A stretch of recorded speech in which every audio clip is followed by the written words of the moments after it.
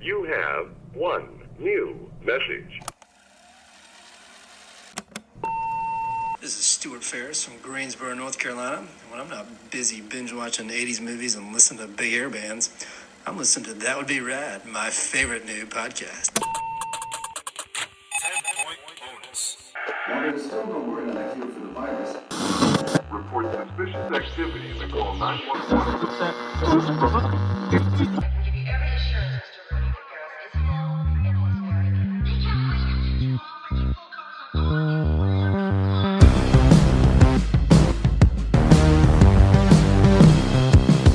If it was anybody, it's the ball must have passed us like 30 seconds ago. It's the UFO.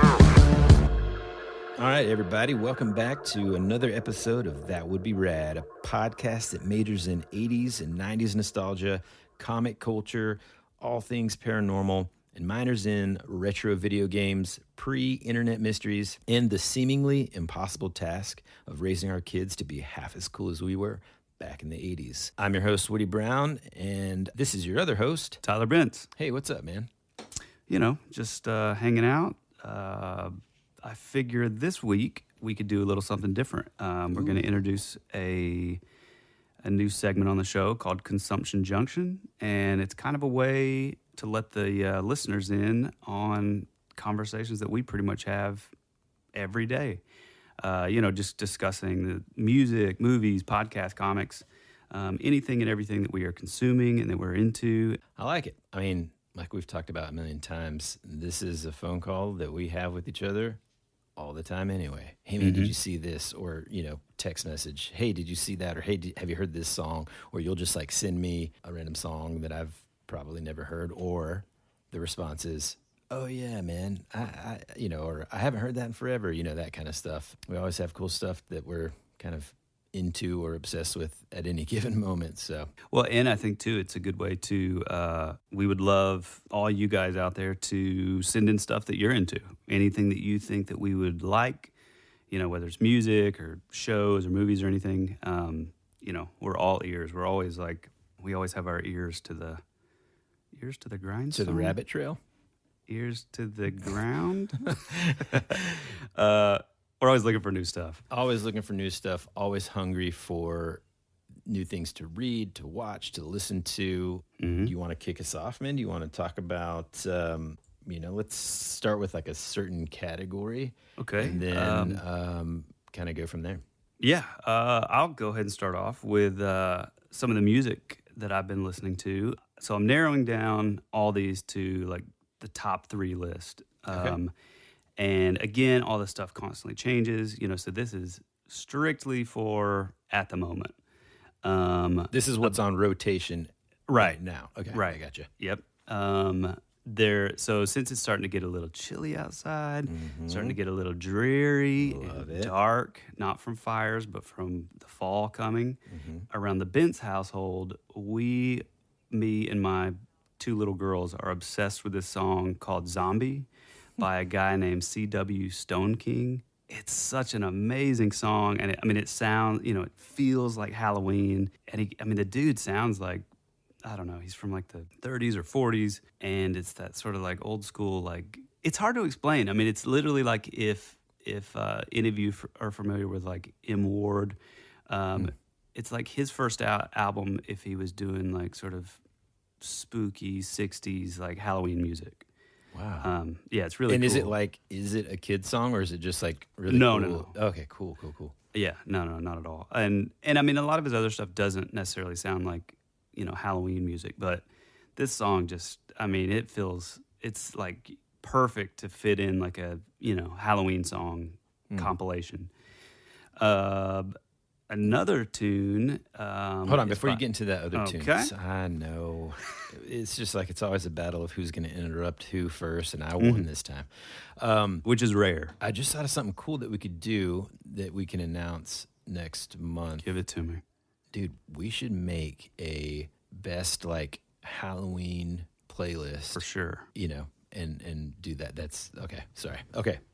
Let me write that down. Yeah, as you guys know, well, actually, you don't know. We are massive fans of Halloween and anything like spooky and the nostalgia of being kids. Yeah, man, just this time of year. There it is too. again. Well, okay. I'm kidding. I'm just saying, like this time of year, the leaves are starting to change colors. They're starting to fall, and man, I was having this talk with my son yesterday. As a matter of fact, as I was driving him to school, and the leaves kind of like kick up behind your car. It also reminds me of the Batman. Batman. Yeah, exactly, man. Which, by the way, how did I know exactly what you were talking about? And that's why we're on a podcast together. It just works, friend. Mm-hmm. Anyways, sorry to interrupt, but yes, this is our favorite time of year, man. It's just the best. Next up, I guess this could kind of still go along with a little bit of a Halloween vibe, is I've always loved this song, but this is a band that I've never really done a deep dive on until now. I'm a little ashamed of it, but the band is called Echo and the Bunnymen.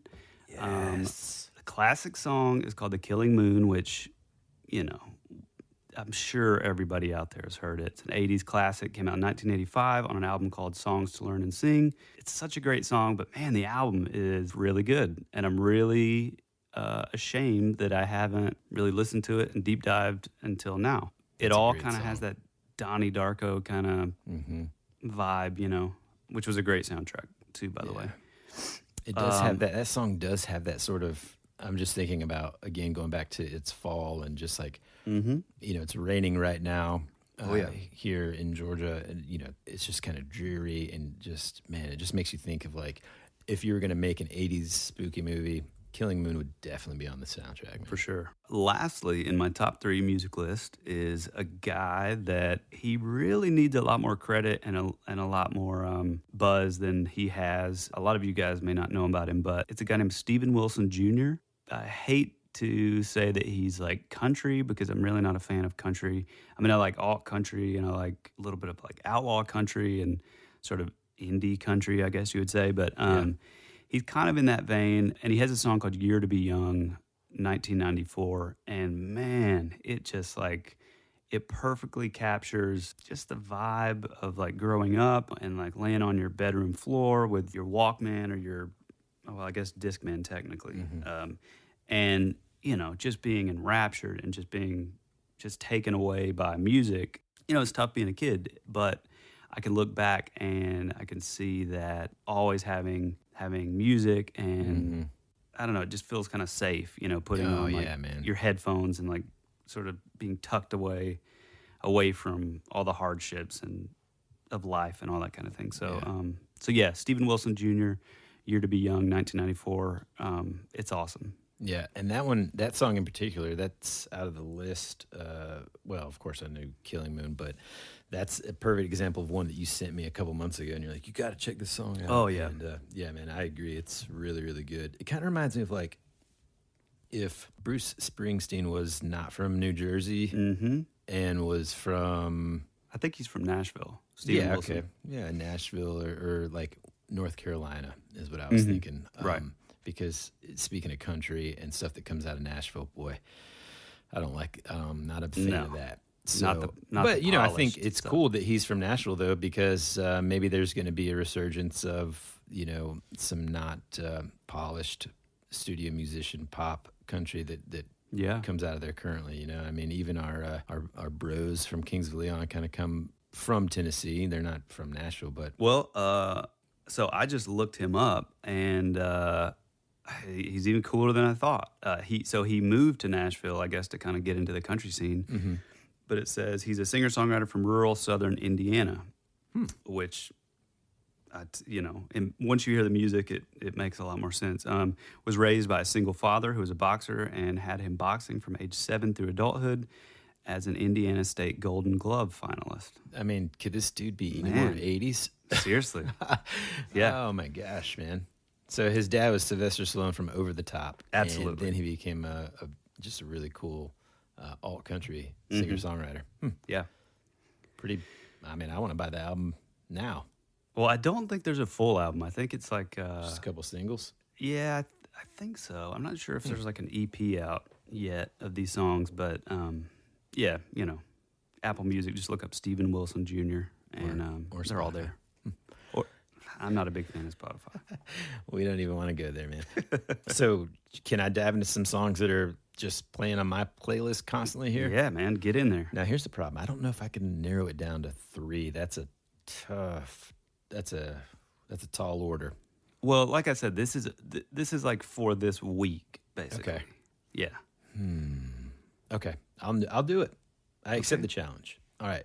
Number 1 on my list that I'm not joking, I listen to at least once a day, sometimes maybe twice, really, because my daughter loves it. She just thinks it's super cool. Is "Open Your Heart" by the Human League. Yeah. Oh man, so good, And the Human League is one of those bands, kind of like Echo and the Bunnymen, that whenever, obviously this album, I think it's called Dare, came out in like 1981. Dude, I was 1 year old. I'm not listening to this music. And by the time I was old enough to like dig music, it was already into the hair metal, Guns N' Roses, Motley Crue, kind of stage of the world. And so I kind of missed these guys and totally didn't really know much about them. But, as you go back and you start watching 80s movies, you start saying like, man, what song is that? And you figure out, oh, that's, the Human League or whatever.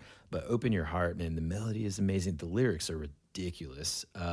It's really cool. And, there's a little like a synth pan flute little boop that my daughter Jane thinks is the funniest thing ever. Second on my... Real quick, let me jump in.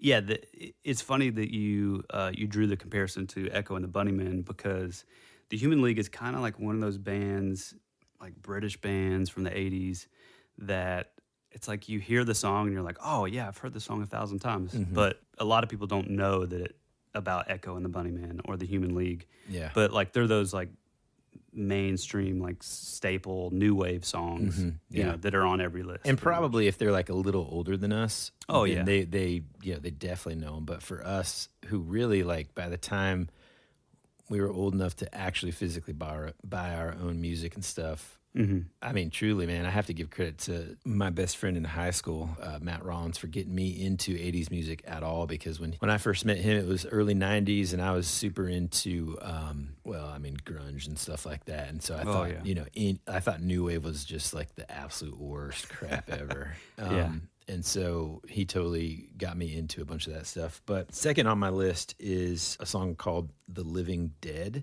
and it's by Phantom Planet. And it was a song actually that I don't think they released it on any album or B-side album or something. It was a song that was for the video game Stubbs the Zombie.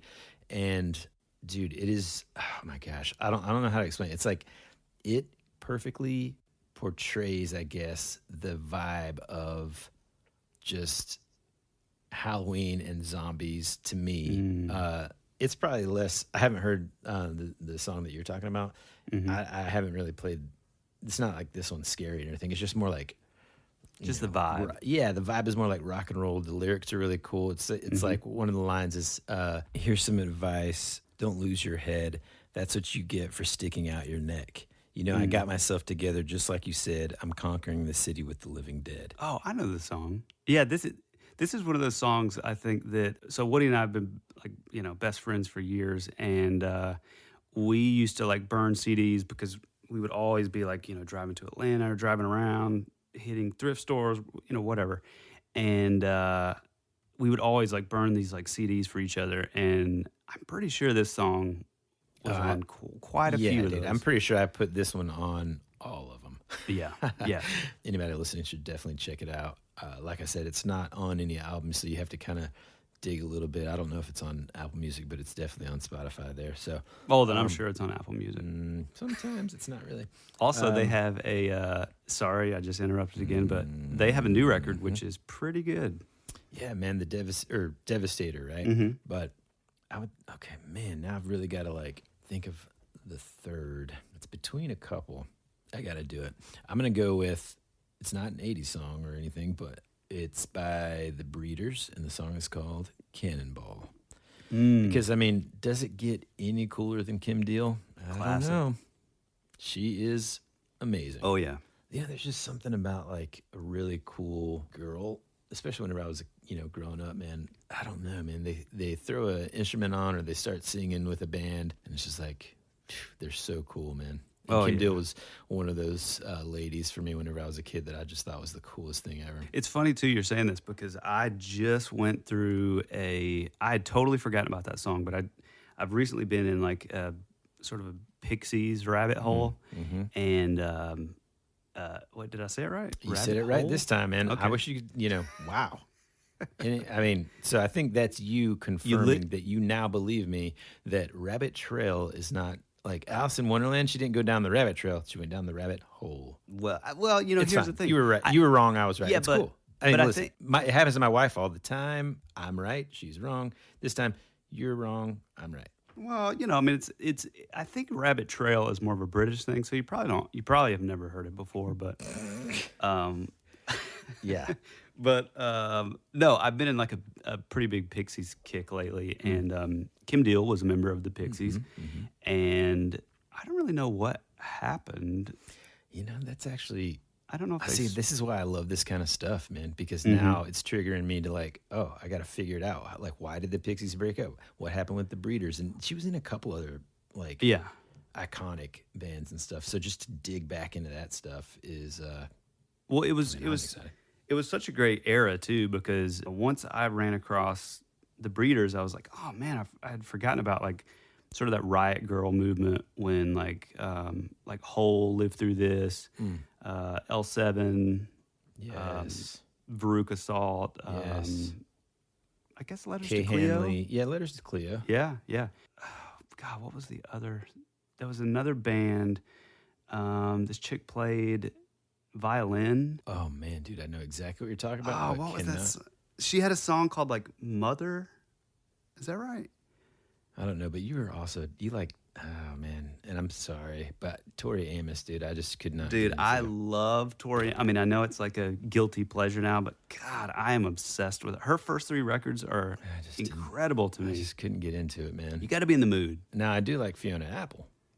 Yeah, and she actually came out with a new record, which is equally weird as all her other ones, but it's pretty cool. Yeah. Man. And here's another one that's going to make people mad potentially as we kind of get into the 90s here. Did not like Alanis Morissette. See, I loved Alanis Morissette. Didn't like her at all. Yeah, I thought she was a good songwriter. She might Well, be, but Glenn just the- Ballard probably wrote a lot of that. I just never got into her, man. Her voice just got on my last one. I loved her. See, I haven't. Well, we both do, but we both kind of tend to lean in on like some of the weirder, more abstract artists. But it's funny because it's like 2 totally different sides of that. Yeah. Like you were a huge like Britpop Yeah. kind of dude. Still. Oh, there are, was I a guess. time, man. I mean, there was a time when, especially like mid '90s, when if it came from England, then I was buying it and I loved it. I mean, there's so many obscure English bands that I listened to and loved that I'm sure nobody's heard of. So, of course, people have heard of the main ones that I like Oasis was my favorite. Blur, of course, Kula Shaker, The Verve. Kasabian. Yeah, I kind of liked Kasabian. They were kind of like love Kasabian. end of the Yeah, that was movement. later. That was later. Cool, man. I think anybody listening has a list of songs and artists to go check out. But I mean, dude, literally, you said it earlier, and I just want to harp on this for a second so that people don't think we're like making mixtapes for each other in a weird way. Like, we just, before iPhones, where you could just have music with you all the time, music literally surrounds everything we do. My wife has she found some meme one day that was like, yeah, so I've been ready to go to dinner for 3 hours now, but my husband's still making the playlist for the drive. You know what I mean? That's Woody. That's me. 100%. I mean, 100%, dude. I was the kid that made mixtapes for You would girls be whenever I late was- to come to practice because you were like, man, I gotta get burn this this mix. CD, man. Yeah. Really digging this, random Rivers Cuomo B-side that I found. Just random stuff, dude. Anytime I'm in the shower, I'm listening to music. Anytime I'm washing dishes, I'm listening to music. When I'm outside, mowing the lawn, well, actually, confession, when I'm outside mowing the lawn, that's generally whenever I'm listening to my favorite podcast besides ours, which I'm sure we'll get into in just a second, but it's called Bigfoot Collectors Club. Yep, number one. Oh, man, so good. That's really what I'm listening to when I'm mowing the lawn. And we'll dive back into those guys in just a second. But music just, it's constantly a part of my life. If I'm driving somewhere or if I'm with my kids, you know, we make bath time fun because we're just like listening to like Queen.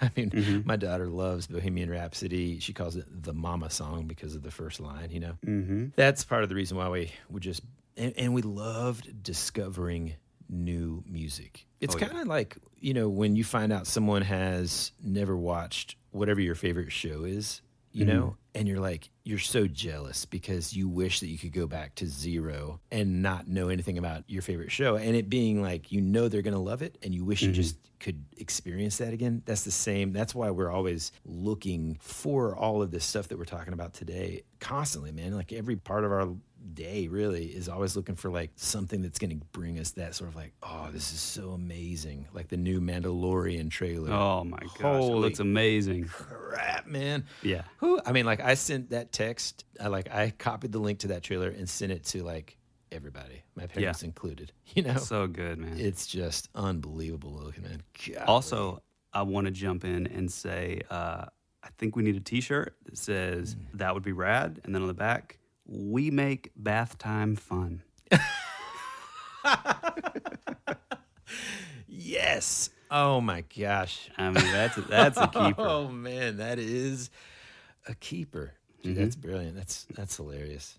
Boy, we're just giving people gold. You know what I We mean? really are. It's comedy If you've gold. got this on low volume, turn it up immediately. We're giving you gold. Mm-hmm. I mean, you tuned into the right podcast right now, and I know you're nodding wherever you're listening at work. You're on the way to work. You're driving. You might be driving your kids to Little League. You're nodding right now, going, you know what? He's right. This is absolute gold. Tell that boss to take this job and shove it. Just You know, blast this stuff. just maybe instead of doing that, maybe just, you know, show it to your boss and say, Kick that "You should cubicle listen." over. Kick a cubicle over and just say, hey, man, I got something you need to listen to when everybody asks if you're okay. You know what I think we should talk about next? Well, before we do that, can we go back to podcasts we're listening to? Because You're I right. feel like we didn't give enough love to a show that this show might as well be sponsored by the Bigfoot Collectors Club. Agreed. Yeah. Because it is the perfect podcast. I am a proud patron on Patreon. I've listened to, I think I'm on my fourth time all the way through listening to every episode, and they're on like 130. I mean, Yeah, can we go it's as far as to amazing. say that like this podcast might not even Oh, it definitely have wouldn't. been like an idea, really? Nope. And I'm not saying that, you know, our mission is to just be another version of that. That's not it at all. But when you introduced me to their podcast, at first I was like, I don't know, man. You know, because I'll be honest with you. I think before, and this is we're in the circle of trust here. Anybody listening to this, you're part of that circle. In the now. trust tree. I have always kind of been like, historically, not now, but previously, before I heard a single episode of Bigfoot Collectors Club, I was kind of like, ugh, about Bigfoot. I was kind of, yeah, I know, man. I just wasn't into the cryptid thing. And then I'm not even joking. The first time I ever listened to their podcast and just listen how cool Bryce and Michael are, and just the way that they approach things, them talking about being kind of open-minded about just everything that they talk about on there, the paranormal stuff, the cryptids, all that. I started like getting super interested in that stuff, and then reading more about it, and super, my mind has shifted. And then, like we said, you know, it's just been a huge inspiration, and then it's just so much fun to listen to, man. But it is a great show. And, you know, I kind of feel this weird sort of, we've always kind of had this like calling, like I lived in LA for a few years. You and I made a record out there, you know, kind of went back and forth for a while. And, so I feel like we can kind of relate to like some of the stuff they're talking about. They're sort of, well, two of them are like actors. Which it's so weird that we're talking about this, man, because this is going to seem so planned, but one of the things that I wrote down to stream for people Mm-hmm. has one of them in it. So I can't wait to talk about that. That's Yeah. hilarious. Well, and then the producer is a musician, Riley Bray. So it's like, plus they're very handsome, and obviously we're very handsome. So it's like this. We just got so much in common. It's a man. real connection. Yeah. I think we should take a super quick break and have a little word from our sponsors. And then when we get back, dive into what I think people should stream this weekend, because there's a lot of good stuff. Sounds good. Cool? Yeah, man. You will know it is time to turn the page when you hear R2-D2 beep like this. Let's begin now. So here's the thing, all right? The movies that I kind of think you should stream, I'm going to be honest with you, every single one of them is, and this is just because it's fall, I'm already in the Halloween mode, man. I tried my best. I tried my absolute best to not start watching any kind of spooky stuff until like the end of September. And that lasted until like August 15th. So it was an impossible task. And so all of the movie suggestions I have, depending on how your spouse or boyfriend or girlfriend or whatever, how they are in terms of what they want to watch, you can either make this a movie night, or you can just watch this on your own when they're watching whatever it is that they want to watch. Kardashians. Yeah, or whatever it is. Okay, look, we talked about this before on a previous episode because it was a movie that 5 minutes in, I suggested that I text Tyler and I said, hey, man, you and your wife need to, you and Courtney need to watch this. It's streaming on Netflix. It's super awesome. You're going to love the vibe. And then like right after I text him, that's when the gore hit in. And my wife was just like covering her face, eyes the whole movie. Oh, yeah. And then I text Tyler back and was like, ooh, hey, man, maybe just save this one for just you to watch later. And that movie, Well, I already knew. Like, I'm going to wait until he finishes his movie, which is funny because I didn't know at the time, but I'd actually already seen it. And boy, it goes from 0 to like when that gore comes in. Yeah. I mean, it comes in. And so this one, it's called The Babysitter. It's starring Samara, I still don't know how to say her name right, but I think that's it, Samara Weaving. It's got this kid in it named Judah Lewis, who is he's a good little actor, man. Yeah, he's great. And a bunch of other folks that you would recognize from other movies and stuff. This guy named Andrew Batchelor is one of the funniest people on the planet, I think. He's in a bunch of funny movies. He's just hilarious, man. The reason I like it is just the way that it was directed, written, all of that. It's just really just good. I mean, it's kind of like that weird horror comedy type thing, Yeah. And so, it does get a little gory.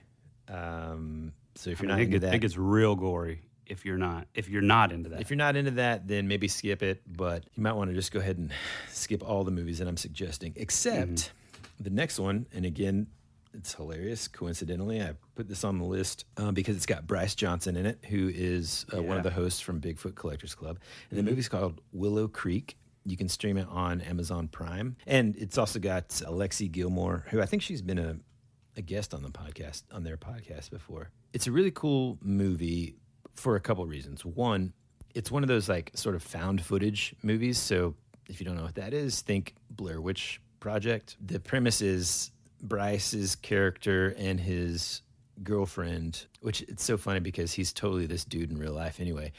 They go to Willow Creek, this town and area where I think the Patterson Gimlet footage was actually recorded. And so they're going around this town, I think in real life, filming this with like a small little camera set up. And so it's just like him talking to her, townspeople in the movie are treating them kind of weird and want them to get out of there. A bunch of weird stuff kind of happens. But it's them basically trying to, go to this area, interview the locals, and then, maybe find Bigfoot. Man, I didn't have, any expectations of it. The only reason I even knew about it was because I heard them kind of talk about it on Bigfoot Collectors Club. Well, and it's directed by Bobcat Goldthwait. So that's a little 80s tie-in. What? He's like a like a full-on director Oh now. my gosh, man. I had no idea. Yeah, which he was a guest on the show as well. Oh man. That's amazing. This one actually, in terms of gore, there's not really any. Yeah, I mean, if you're like squeamish or something like that, this movie won't do it. It's actually like pretty. It's more of like What you don't it's kind of see. creepy and stuff. Yeah, exactly. It's what you don't see. It was really well done. I mean, truthfully, man, Bryce's acting. There's this tent scene with him and his girlfriend, both of them. It was just, it's awesome, man. I really liked it. I was like super surprised and immediately like was like, man, I wonder if I can get like a custom VHS of this. And thought we should take this show on the road and visit Willow Creek for ourselves. I think that'd be pretty cool. And I'll do two more movies. One of them is kind of unfair because you're the one that showed it to me. So this one is called The Vast of Night. And God, it's is so that on your good. list? No, it's not, but I'd totally forgotten about Yeah. it. It's so good, though, man. I don't know if you can hear what's going on in the background, but it kind of sounds like There's my something. wife has purchased a army tank from like the World War II era and is driving it around my house downstairs. So I've got that going for me. And so that's going to be real nice for the audio. I'm excited about it. And if she's listening to this now, which when this podcast comes out, I just want to say, hun, thank you. I love you. Okay, so yeah, The Vast of Night. I didn't know this, man. Written and directed by this dude named Andrew Patterson. I think this is his first film.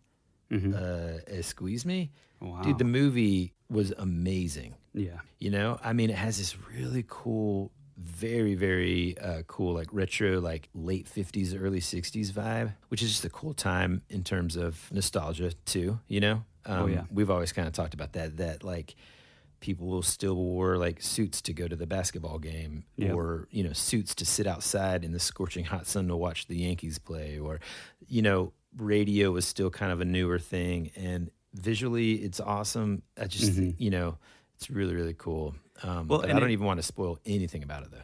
No, yeah. You just need to get in and start fresh. And it is interesting that because I watched it for a second time recently, and I couldn't help but notice it kind of has like a little bit of like an M. Night Shyamalan sort of like a low boil kind of the whole time. You know, it's kind of like Definitely, a slow build, but man, it's so pays entertaining. Yeah, it pays off, and it's just the era and the vibe and everything is just it's so cool. So, Dude, I'm glad that you said that because thinking back, I do remember like as I'm watching it being like, you know, what's going to happen here? Because it's just like it is a slow boil, as you would say. I don't know if that's the right. I don't know if or that's a whatever, term, but but I mean, it makes sense. I mean, it's well said. In fact, I think it's a great description Thank you. because I was kind of like, oh. I started watching it on the treadmill, and it's not a treadmill movie. No. It was one that I, you know, kind of had to really kind of watch. But Well, it does definitely pay off. So if you're watching it, if you give it a try, trust us. You know, wait and just watch the whole thing. well, and also like which this is what my wife does on every movie, but this is kind of one of those movies that you should maybe put your phone down and just really sort of soak in the Everything. the atmosphere and the ambiance and stuff. Just kind of, yeah, because that to me that's what makes this movie so great. Oh yeah, you can absolutely tell that Andrew Patterson, he deserves you to kind of just soak in the visual and the sound. You know, like the whole production is not one that you should be distracted on a phone. You need to, you know, pay attention. And then speaking of paying attention and waiting until the end, man, I'm telling you, I'm obsessed. And I, you know, again, confession time. I never saw this movie until like maybe a month ago. But hey, you know, this movie came out, and I was still way too young to watch rated R movies. So please forgive me. But now I'm obsessed. It's just a really good slasher movie, and it's Or called, Thrasher, if you're Woody. I know, man. What did I do? Like, why did I keep saying Thrasher that time? Because I was thinking of the skateboard magazine. I think so. You literally said, I mean, this movie is such a good Thrasher movie. It is a great Thrasher. Well, you know, it's better than Rabbit Trail. I So this movie's called, and you can stream this movie right now on Prime. I think it has commercials if you do it that way, but it's got like the sequels there too, which they're okay. But the first one's just my favorite. And it's called Sleepaway Camp, and it is starring a gal who plays the lead character, Felissa Rose. And man, it's in that same kind of like summer camp scary movie vein that sort of Friday the 13th is, but it is, again, if you are squeamish about gore and stuff, this isn't the movie for you. It's not that it's a movie that is extremely sort of realistic or over the top gory necessarily. It's just so 80s that it's just awesome. I mean that's a staple in 80s horror movies, which is, it's just great. And I've got should be in the mail any day now, a copy of it coming VHS, and I'm just super excited about that, man. That's cool. I think it's one of those movies that if we were gonna have like a like a drive-in movie theater, I would do that movie. That movie would definitely play. It's cool. So and then speaking of like it's just strange. It's weird. There's a twist that I was not expecting at the end, and I'm so glad I didn't know. If you're into wanting to be creepy this weekend, those are the ones that I think you should stream. Cool. For me, speaking of creepy and sort of jumping off from what you said, I just watched the sequel to The Babysitter, which is The Babysitter Killer Queen. Yes. And it's pretty good, man. It kind of keeps the same momentum, and the main kid's like older now, and yeah, it's really cool. I don't want to get into it in case you haven't seen the first one, so yeah, I don't know. We'll dive into it more next time, but I'm so glad you watched it, man. I had no idea. Yeah, it's good. Yeah, man. Another one, which this. Hold on, real quick. Here we go. Babysitter 2. I thought the ending was awesome. Yeah, me too. Okay, keep going. Yeah, there's one thing that I felt was missing throughout the whole movie, and then it makes up for it at the end. Mm-hmm. And if you've seen those, then you know exactly what I'm talking about. Mm-hmm. Secondly, and this is a show that I was really disappointed in at first.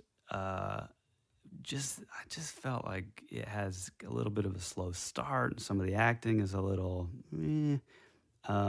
but it's Cobra Kai. But man, once it picks up, good. Yeah, it really is good. I mean, it's such a great way of like, and again, I'm not going to spoil it for people that haven't seen it, but it takes these sort of like this movie franchise, The Karate Kid. It's near and dear, bro. It's oh near my and dear. God, yeah. Oof, and gives me chills thinking about how near and dear. Yeah, me too. Which, by the way, you were talking earlier about just that love of like showing people that you care about, like these old movies that they've never seen. So I did that with my wife with Karate Kid 1 and 2, and down to the point where we were driving, and I said, yeah, kind of like, LaRusso and Karate Kid. And she was like, what are you talking about? And literally, I slammed the brakes on my car. You've never seen Karate Kid? Like, it was verging on divorce. And then this story does not get better. Then I'm like, oh my God, this is what we're doing all weekend. We're watching all of them. And I'm so excited. I'm like, God, she's going to love this. And the whole time I'm rewatching it while she's watching it, I'm like, man, I mean, I really helped her out because these are some of the best movies that have ever been made. Oh, yeah. She hated them. She fucking hated them the whole time. Courtney, come on. Hated all of them. Yeah. So, and maybe it's tough, man. I was actually talking with one of my brother-in-laws last night, and he's just like, I don't really like 80s movies. Ugh. And but he's like he might be 15 years younger than me, man, at least. And so I think it's hard for kind of that next generation, the ones that were like teenagers in the 2000s, to really appreciate those movies. But, man, it's just hard for me to accept that. It's hard for me to accept that you can't watch Karate Kid 1 and all of the the story, the music, dude. God, when Miyagi claps his hands that final time when Daniel wants to give up and he's like, fine, I'll go back in, it's like, wham! Well, can you fix my leg? I mean, with that thing you do? No need fight anymore. You prove a point. At what point? That I can take a beating? I mean, every time I see those guys, they're gonna know they got the best of me. I'll never have balance that way. Not with them, not with Allie. Not with me.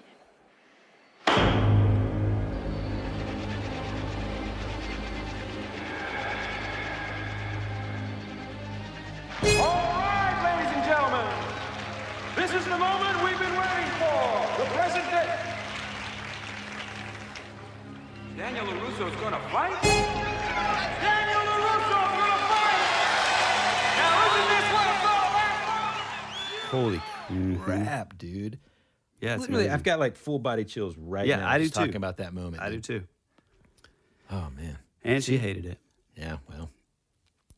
That's Oof. yep. My third one is a movie, which I mean, I guess this kind of fits into a little spooky, a little weird. Okay.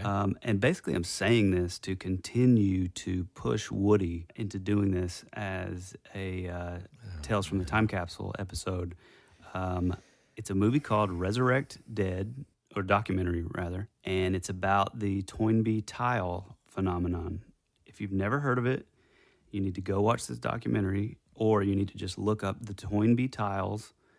I don't want to spoil it, but it is such a fascinating story. As you know, probably by now, I'm big into any kind of like paranormal or fringe topics or any sort of like folklore or etymology, any kind of like urban legend type stuff. And as soon as I saw a picture of one of these tiles that, for the longest time, like nobody knew who was putting these things down. They would show up in different states in the middle of the road.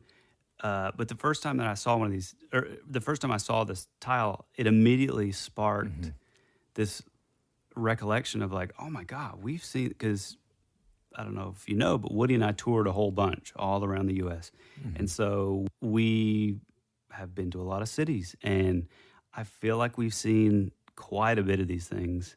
So it's really fascinating. It's a really fascinating story, and we are definitely going to be doing a full episode over this topic.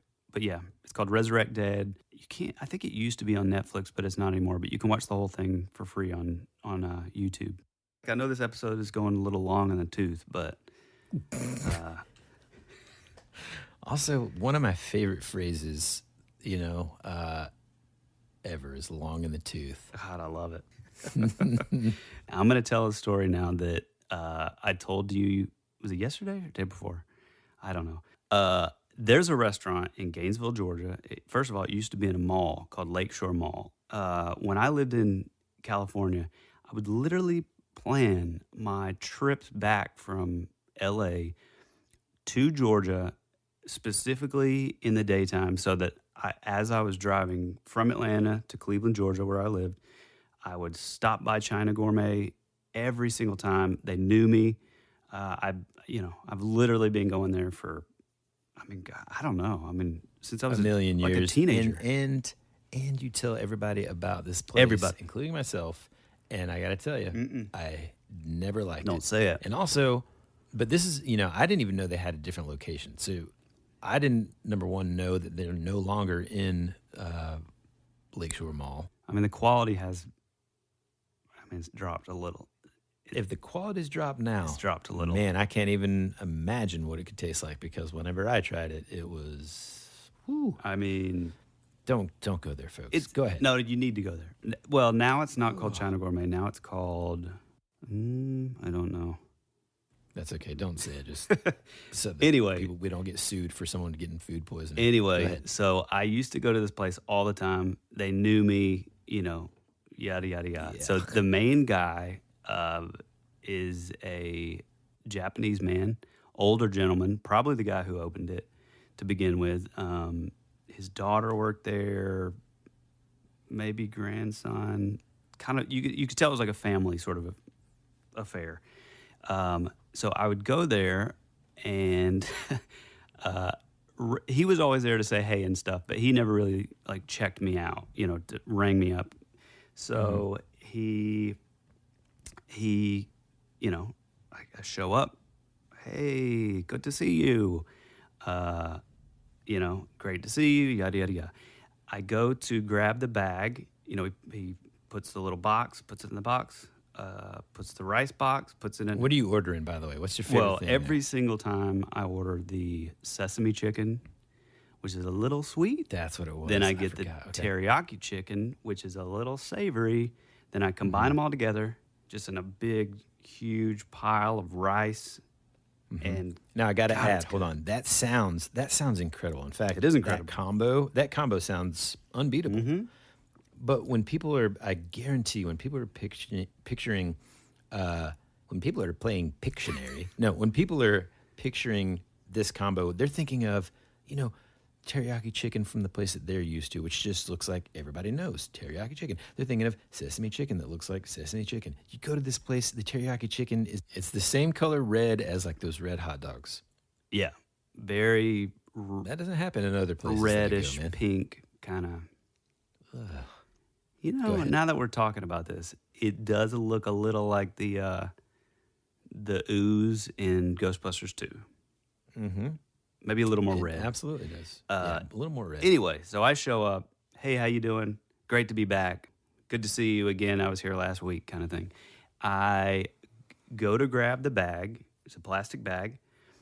And he goes, no, both hands. And I say... Okay. Now, how did you grab it there? I just grabbed it like a normal human. The handles like a normal human grocery being. bag. Yeah. Go to grab it. One hand. No. Both hands. I say, okay. And I grab the both hands, and then he looks like he's just so annoyed with me already. He goes, no. Hold bottom. So I hold the bottom, pick it up, and he just looked like, at this point, he's over it. So he he reaches out, grabs the bag from my hand and says, no, like this. And he grabs the top handle and he goes, high. You hold it high. I put one other hand at chest height underneath the bag. I'm holding the handles a little above my eye level. I don't have a clue why I'm doing any of this. It doesn't make any sense why I'm holding this like this. I mean, you would have thought that I had like a Fabergé egg or the Hope diamond in this thing. Because, I mean, yeah. So anyway, all that happens. I'm a little annoyed, but it's my favorite restaurant ever that has ever existed. So whatever. I leave. I come back probably a week or so later. Out of the blue, there he is. He's back. So he's doing his thing. Hey, how are you? Good to see you again. All that. What's funny is as soon as he puts it in a bag, he like pushes it in my direction, kind of like, okay, let's see what he does. See what he does. So what's funny is I'm staring him right in the eye as I'm doing this. Pick it up with one hand, slide my other hand underneath it, pull the handle hand up above my head. The other hand right around chest height underneath just to really secure it. And he looks at me like a grandfather that is just so proud. And he says, oh, very good. You are a professional. And that was it. Oh, my gosh. One of the best. He sounds like a super sweet. He sounds like the guy that played Cassandra's dad in Wayne's World 2, but he's been in a million other things. I think he's in like... Hold on. Is this the guy? Because if this is the same guy, this is exactly who I have in mind. He's the guy who is the cool, older Asian guy in Big Trouble in Little China.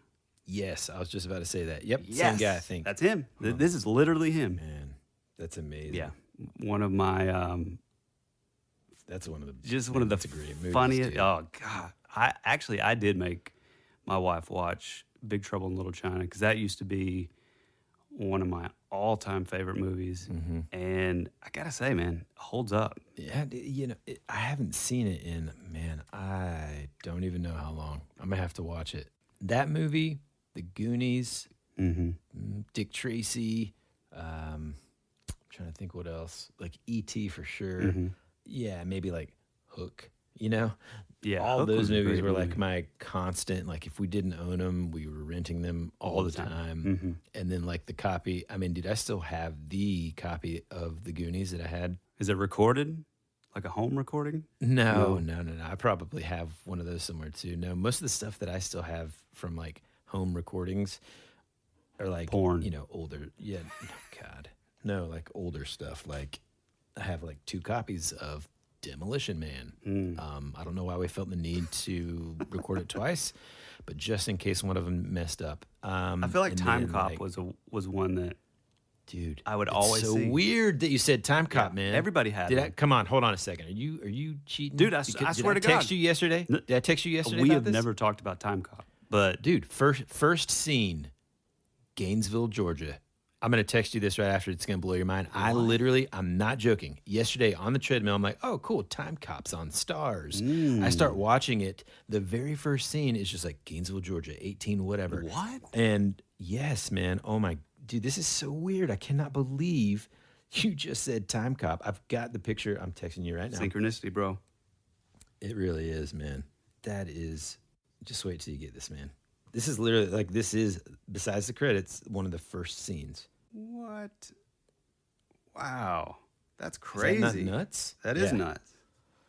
So I guess we're adding that to the must-stream list for this week, too. Go out, go watch Time Cop. It's a Van Damme classic. How does it hold up? I mean, dude, every Van Damme. It holds up as well as any Van Damme movie. Yeah. I mean, that's the thing. People ask me that kind of stuff, too, and it's hard for me to answer that question, man. I don't know. No matter what, even if it's crappy, it's cool crappy, and I love it. Well, I have to say though that I feel like Time Cop was a little like at the end, not the end per se, but like you have like your like Bloodsport, Early Van Damme. early Van Damme, Bloodsport. like classic, just good from front to back. And then Time Cop was like once he like really blew up. He's taking a lot of liberties. Yeah, he sure was. I think like in every movie after Bloodsport and stuff, The and Split. maybe even starting with Bloodsport. Oh, well, of course he's going to do the splits. I mean, because absolutely. Yeah. I mean, in just ridiculous ways and for no reason. Like he just like, someone's running up running up to him to fight him and hit him with something. He just like splits, punch in the nuts. And it's like, why couldn't he have just roundhouse kicked or something? I don't know. Boy, we're going to have to do a Van Damme episode. Oh yeah. And I'm not even kidding. Well, actually, I was going to say I think we need to devote an entire episode to this a young Van Damme in Bloodsport because that actor Finding that kid, man. Yeah, Number exactly. one, didn't look a thing like Jean-Claude Van Damme. and sounded even and- less like him. Oh boy, he's like, what kind of a deal? Aren't you going to call the cops? What else does he say? Like, he's like, oh man, those are the two like I distinctly remember, and like his face after like the dad like chops the tip of his hat off with the samurai sword, and he's just kind of like, We'll post some videos of this we kid. have to find This this is kid, man. this is acting. I mean, how did that get? Like, that's the thing. Some of these movies, I don't understand how it got past. Well- the cutting room floor. Number one, like this kid has to be related to something. Exactly. That's what I was going to say. He was Aren't you going to call the cops? Whoops. Look, I think my power's about to go out because it keeps on flickering. We're getting some crazy storms, remnants of this, hurricane that came through the south. So before it just cuts off, I definitely wanted to say thank you to everyone that listens to our show, all the amazing kind of voicemails that people have been sending us through our Instagram. I cannot wait to feature them all on future episodes. Yeah. That's just really cool to know that we've got amazing friends across the U.S. We're building an from army. different states, we're building. This is going to be a revolution. It is. A revolution of radness, and Amen. we want you to join our cause. And but seriously, we just can't thank you enough. And if you want to get featured on one of our episodes, then hit us up on our Instagram page. You can find us there at That would be rad. Yeah, we'd love interacting with all of you. And like Tyler said earlier, stuff that you're super into that you think we would be into or might not have heard about, or you just want to just like dive down memory lane together, send us a message on Instagram. We'll talk about movies, music, comics. We didn't really get into comics today, but, in future Consumption Junction episodes, I know that we will. Yeah. Well, I guess you've already said it, but I was going to say, where can we be found? But it is Instagram at That Would Be Rad. And also maybe leave some stars on iTunes.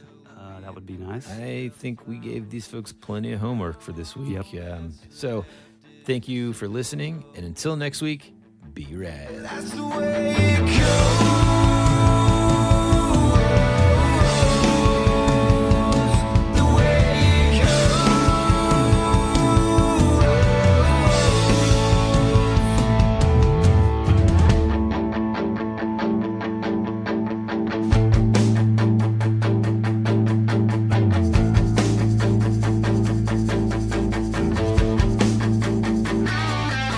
You're my favorite.